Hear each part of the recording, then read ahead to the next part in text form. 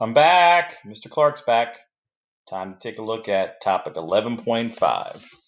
We'll be taking a look at how the United States looks to expand during the late 1800s into the early 1900s. As we move forward throughout the lesson, make sure you're filling out the answers to the focus questions in the Google Doc. I do suggest that you have two windows open. Maybe you're playing the YouTube video on your TV or another computer or on your phone while you're filling out the answers to the focus questions on your Chromebook, whatever works best for you. So some of the key things we'll be looking at will be the reason why the United States was expanding during this period of time, how the United States took its very first steps towards the position of being a true world power, and we'll look at the acquisition of Hawaii by the United States in the late 1800s. If you look at the little visual at the top there, you can see Uncle Sam, kind of America represented there. And there's a wide variety of different things written on his trousers there, on the stripes, including territories and things like that. You can see how the United States is kind of expanding during this period of time, kind of fitting the American there for a new suit because of the expansionism. You can see here too, rational expansion, foreign policy. So this is actually a really pretty good political cartoon.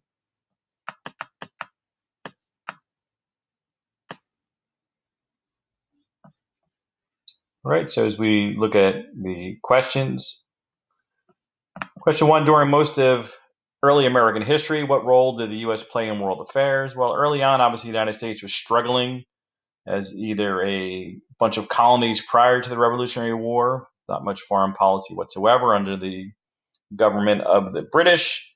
And then after winning our independence, we struggled during the late 1700s and early 1800s with a wide variety of different issues, writing the first constitution, the powers of the government, the ability to tax, the idea of raising up a military, getting soldiers to volunteer for the military, things like that. But as the 1800s rolled along and as we moved into the later 1800s, a term that you should be familiar with, the idea or concept of imperialism. This is a policy that many countries, not just the United States in the late 1800s, but especially the European powers led by the British, the Germans, the French, the Portuguese, the Italians, Spanish, everybody was kind of looking to see what territories they can get their hands on. So imperialism is the policy in which stronger nations attempt to extend their political, military, and economic control over weaker territories or countries. Sometimes this is also referenced as or remembered as colonialism or the establishment of colonies.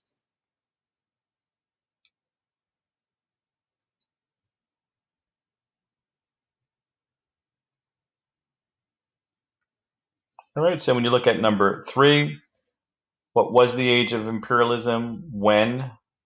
Well, once again, you should have learned quite a bit about this back in ninth grade in world cultures, and you learned it more from a Eurocentric or European perspective opposed to an American perspective or from the United States perspective. So when you look at from, let's say, the mid 1800s, just say 1850 if you're trying to remember a specific year, but obviously for each country, imperialism began at a different point in time. So if you just say the middle 1800s, probably a more accurate description. So if you want to put 1850, that's fine too.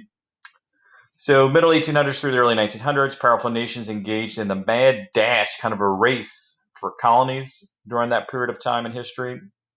They wanted to extend their power and control across the globe. The size of a nation's navy was of the utmost importance during this period of time. That's why the British, they always had an advantage, at least in the early periods of time of imperialism, because they always had what was considered to be the world's strongest navy.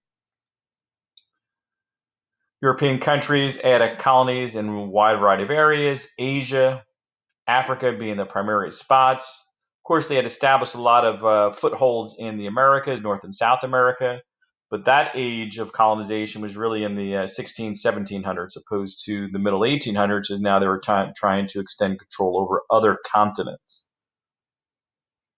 Four, why did European nations, Japan, rush to grab colonies? What is an extractive economy? Well, the key thing for, especially when you look at a country like Japan, if you just think in your own mind and kind of visualize what type of country Japan is in terms of its size, structure, its physical geography, the physical makeup of Japan.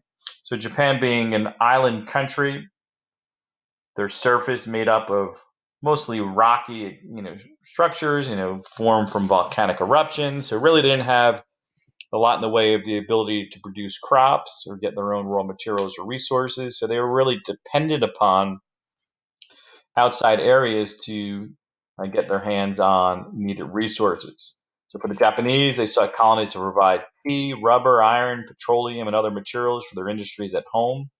And then an extractive economy is when the imperial country, a country like Japan, removed raw materials from the colony and shipped them to their home country.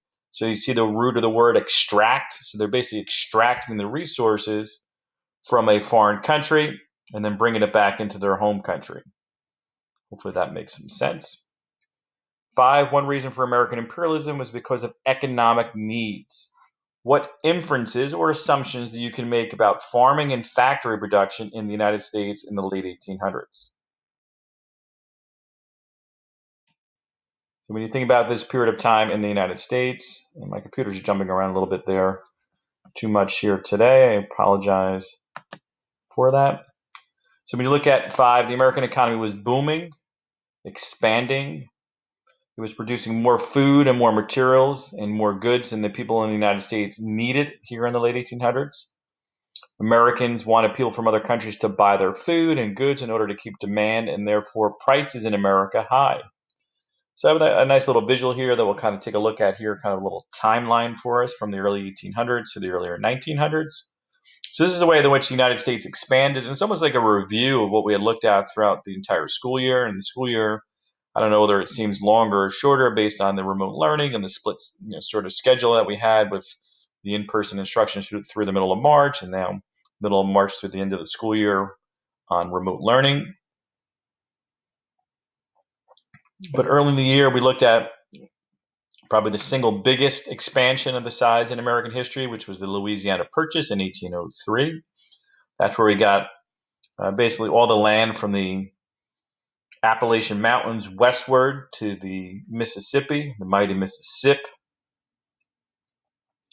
In 1845, the annexation of Texas. Texas officially became part of the United States. Texas, as you recall, for a short period of time after they got independence from Mexico, they actually had the Lone Star Republic for about a decade or so. Sam Houston was their president, and a lot of famous Texans came out of that period of time, and then eventually they became part of the United States.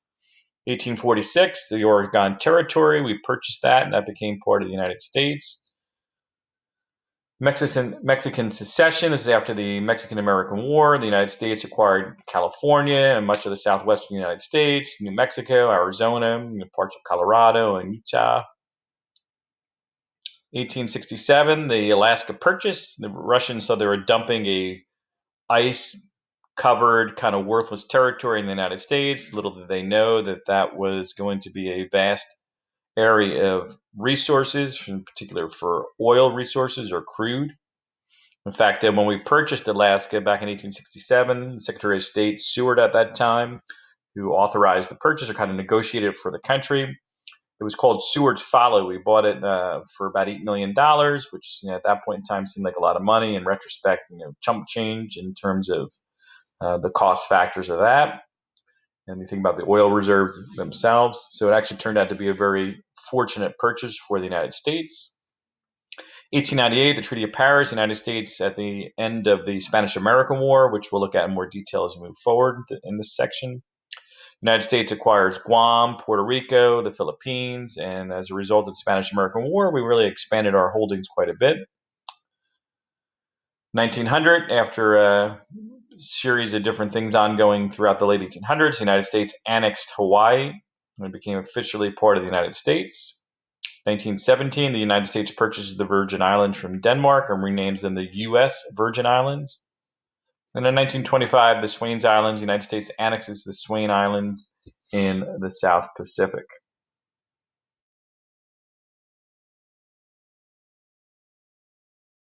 You know him, you love him.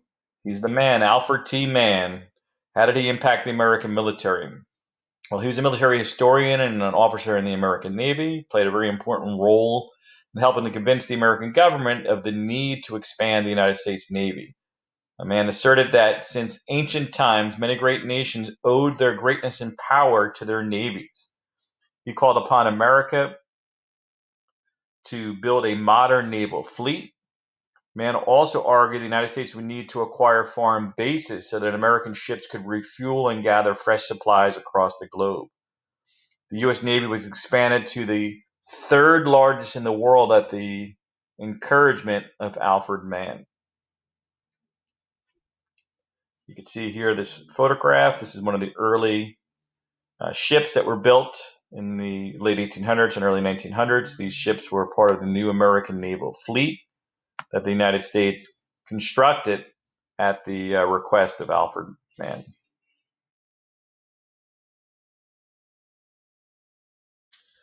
7, how did European and Japanese imperialists justify their aggressive actions? By aggressive actions, meaning taking territory that did not belong to them.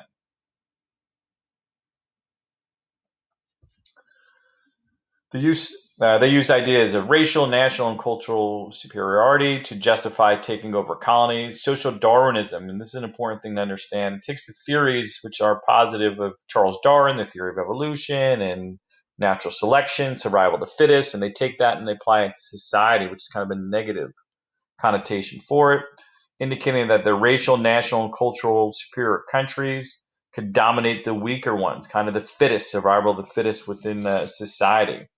Social Darwinists felt that certain nations and races were superior to others and therefore were destined to rule over inferior peoples and cultures.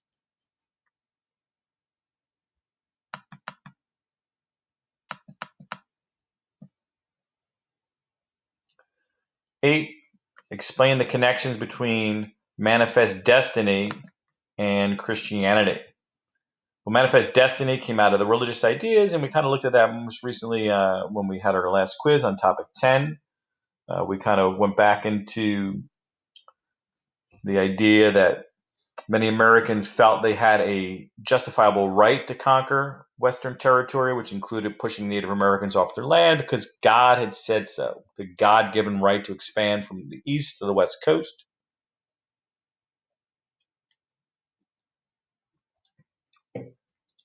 Once this happened, once we had conquered and taken control of all of North America, all of the United States from east to west coast, some believed it would just be naturally the right of the United States to begin to expand beyond our borders. 9, how did European imperialism impact the foreign policy of the United States? Many Americans were concerned the United States would fall behind Europe in power and influence, and if the United States remained isolated and did not expand its territory as many European countries were doing, we could kind of get lost in the shuffle. Others wanted to spread Western values and culture around the world because they felt that American way of life, our values and culture were superior to other groups of people. And you can judge for yourself the merits of those arguments. Of course, many people disagreed with that at the time, while others agreed. So it's kind of a conflicting views within the United States in terms of whether or not they agreed or not. Many topics in history, there's two sides to every story. Number 10, what did historian Frederick Jackson Turner mean when he argued for a safety valve?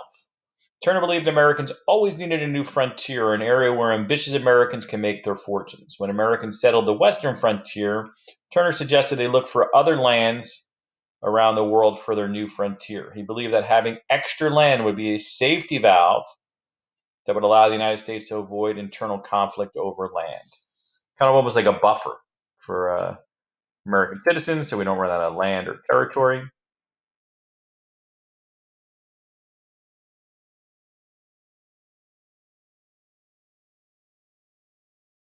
Right, 11. Why did the Japanese close off their ports to the rest of the world prior to Matthew Perry's voyage to Japan in 1853?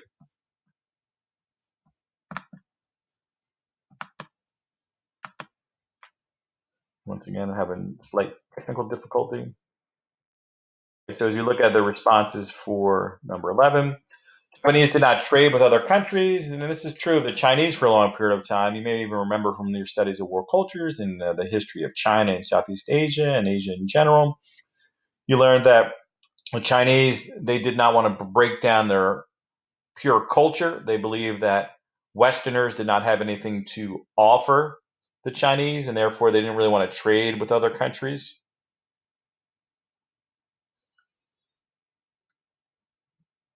So over the course of time, the countries tried to bully their way into China and then later on into Japan. Both the Japanese and the Chinese wanted to remain a homogeneous society, which meant that kind of a pure society with no outsiders in their country.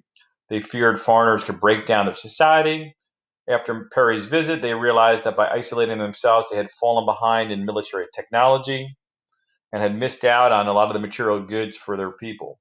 Here you can see Matthew Perry pictured here meeting some Japanese dignitaries, American ships in the background.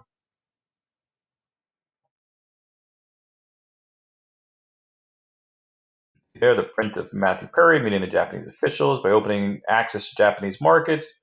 Perry helped the United States and open up new markets for trade.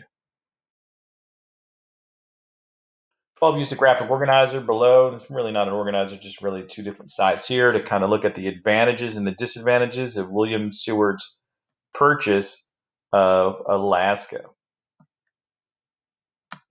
And we had mentioned before that that was ridiculed at the time, but really is a important purchase for the United States.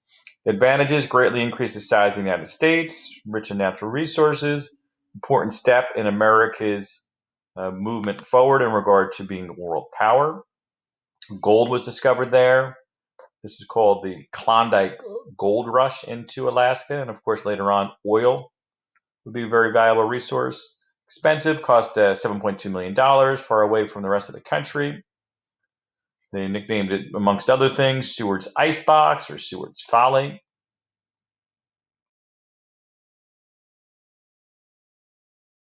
You can see Alaska versus the United States. Obviously, this is all Canada here. You can see how close Alaska actually is to Russia.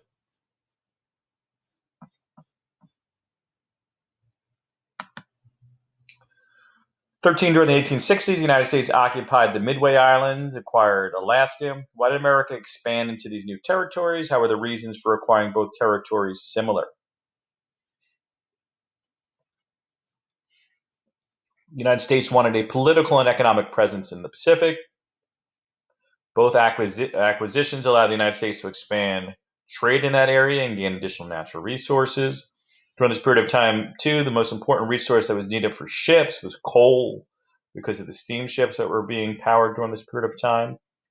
Midway Island, nicknamed Midway Island specifically because it's roughly midway between the United States and Asia, and therefore that would be a great spot to refuel.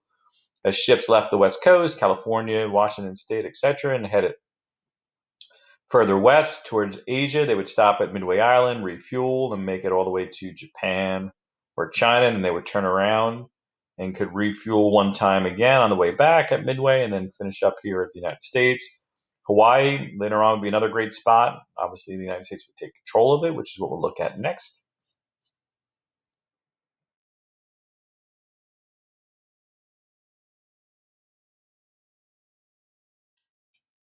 14, getting back to the 1790s.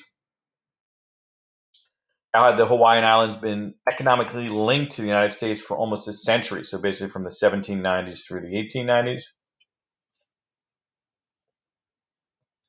Since the 1790s, American merchant ships had stopped at Hawaii on their way to East Asia. Missionaries had established Christian churches and schools in the islands. Americans had also established very profitable and sweet sugarcane plantations in Hawaii.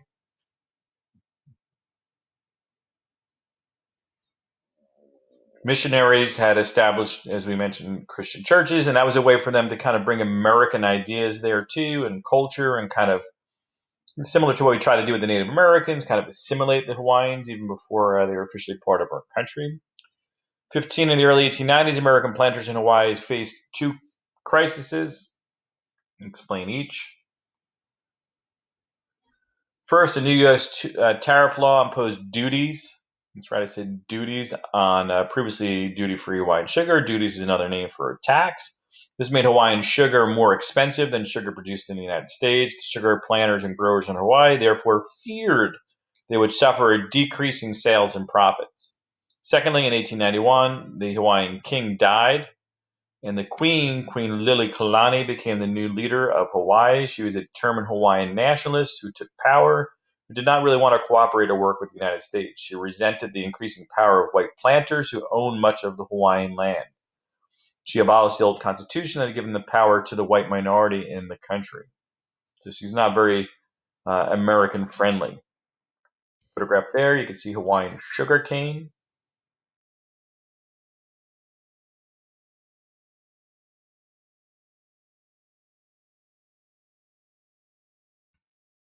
16. How did American planters in Hawaii react to losing influence in Hawaii? In 1893, a group of American planters led by Sanford B. Dole.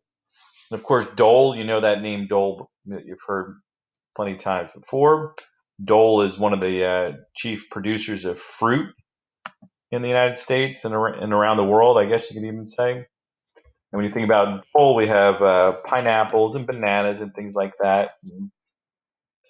Led by Dole, they overthrew the Queen, and with the help of the American and backing the American Marines, they were able to remove the Queen from power. The new government was now led by Sanford Dole.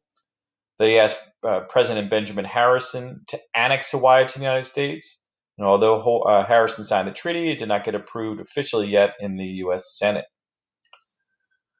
17. Why did President Cleveland reject the annexation of Hawaii?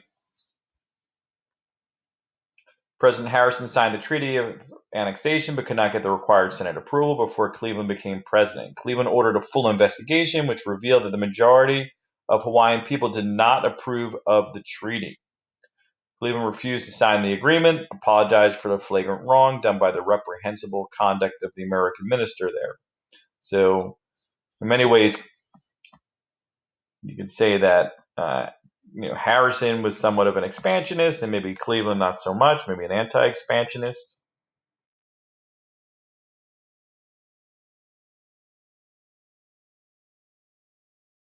18. When did the United States annex Hawaii? In 1897, new president entered the White House, who was much more of an expansionist and someone who was more concerned about profit. William McKinley from Ohio became the new president in 1897, and his administration favored annexation. In 1898, after the outbreak of the Spanish-American War, Congress proclaimed Hawaii an official U.S. territory with Sanford B. Dole as its first official governor. And the lesson reflection lists the reasons why the United States emerged as an imperial and world power in the late 1800s and early 1900s. The United States built up its military, as we mentioned earlier, especially the U.S. Navy. American leadership shifted from isolationism to imperialism, began to apply manifest destiny to other areas around the world beyond just the continental United States. There was a need for new markets to sell goods and excess crops. And we also wanted to continue to keep up with Western Europe and Japan. So that kind of concludes our look at American expansionism in the late 18 and early 1900s. Until next time, Mr. Clarke is out.